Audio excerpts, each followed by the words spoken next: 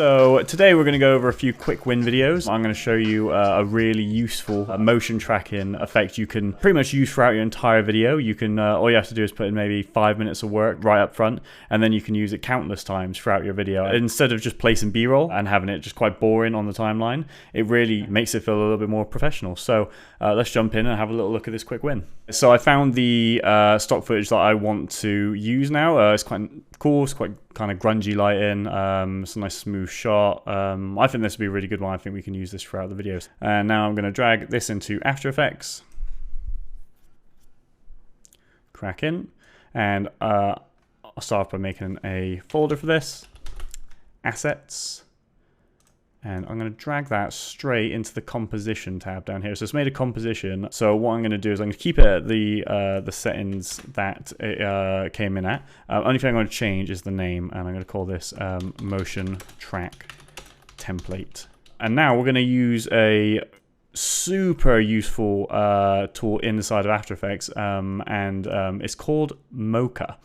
Mocha FX. So if you go to animation at the top, go to Track and Boris FX Mocha, and then an effect should now be on your layer. So Mocha is basically a completely independent software to After Effects, and they have a light version of the full software within After Effects. You can obviously buy the proper version as a completely independent software, but from my purposes anyway, I don't feel I kind of need it. So but what's within After Effects is super useful. So I'll show you how it works. So we're now inside of Mocha, and a few of the short keys are a little bit different in this software. So if you hold X, it'll give you the hand tool, so you can move around your composition. Hold Z, it'll let you zoom in and out. Just something to notice, because when I first came to this software, it was incredibly stressful. So what I'm going to do is I'm going to get this spline tool up here. So it's going to let me draw around my green screen. Perfect. That's exactly what I want. I've drawn around my green screen. And what I'm essentially doing here is I'm telling Mocha where to look in the next frame for the green screen. So the idea here is that Mocha is going to help us track this entire screen, and it's going to be so we can lock any kind of image on top of that, on top of the track. So it'll literally look like there's something else on the screen. What we're going to do now is tell Mocha where the screen is. So we're going to go to this surface tool up here. You're going to click it. You're going to click it, and you're going to very roughly just kind of put these corners on the corner of the screen. Perfect.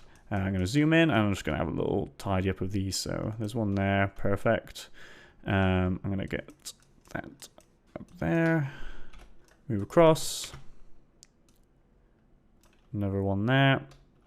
And then move to the bottom. And actually, that one's pretty good.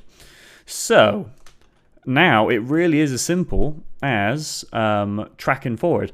There's a few things here on the essential, on this essential tab down here. You're basically just telling Mocha what type of shot we're looking at, and so it knows how is best to track this footage. There's going to be some perspective shift, so I'm going to click that on. These four are armed as standard because it can assume that most shots are going to have, you know, they're going to be moving. They're probably going to be scaling, some level of rotation, some level of skew. It doesn't always do perspective because you don't always need to be tracking the perspective. For instance, if we're not moving around the iPad and we're literally just kind of like holding and just kind of shuffling around, we're just feeling the handheld camera movement, you probably won't need perspective, and it'll save some of your CPU power. I do need it in this case because I'm moving around the iPad. So I've triggered that on. I've armed the perspective tab, and now it's just a matter of going to track down here and just clicking it. And Mocha should just track the iPad, and as you can see, it's doing it. So each frame is being analyzed, and the screen is being locked to the corners. This is going to take a little while because it's 4K footage, and obviously, as I've said, I'm also tracking the perspective. So I will fast forward this, and I'll check back in with you guys in about 5 minutes. Tracking is finished. So just to check it, what I'm going to go is I'm going to go to layer properties here. I'm going to click my layer, and then see where insert clip. I'm going to input, say, grid, and that should give me a good idea of how the track is going. And that looks really good, if you ask me. Like, that is a perfect track. it's a really good situation for the track, because there's certain things that make the track a little bit harder. So if there's a lot of motion blur, people go in front of the object, or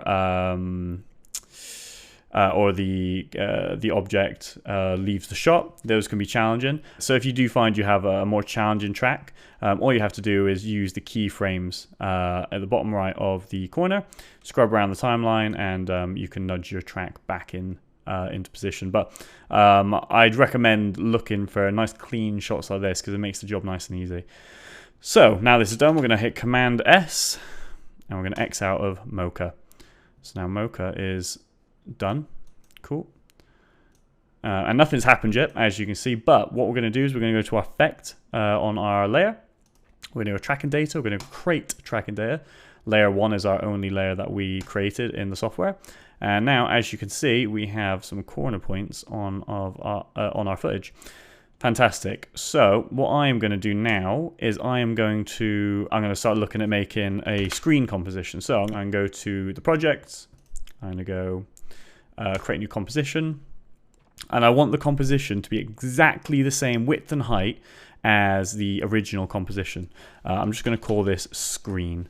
And this will be our composition that is completely editable. This is the thing that we need to edit to change our screen each and every time. So what I'll do is I'll just grab some random footage. And there we go. As you can see, we now have this footage in there. And we're going to go to the motion track, and we're going to drag the screen into this composition. We're going to drag it above the motion track layer.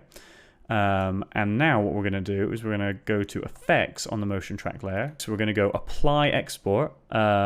See where, yeah, we got apply export down here. We're going to make sure this is set to corner pin, but corner pins support motion blur. And we're going to find our layer to export this tracking data to, and it is simply just your screen. And now we're just going to apply. Boom, locked straight onto there. Fantastic. And let's see how that's doing. Beautiful. That is fantastic. So that's on there nice and tight. As you can see, that's not going anywhere. I'll leave you guys with that, and I'll see you in the next video.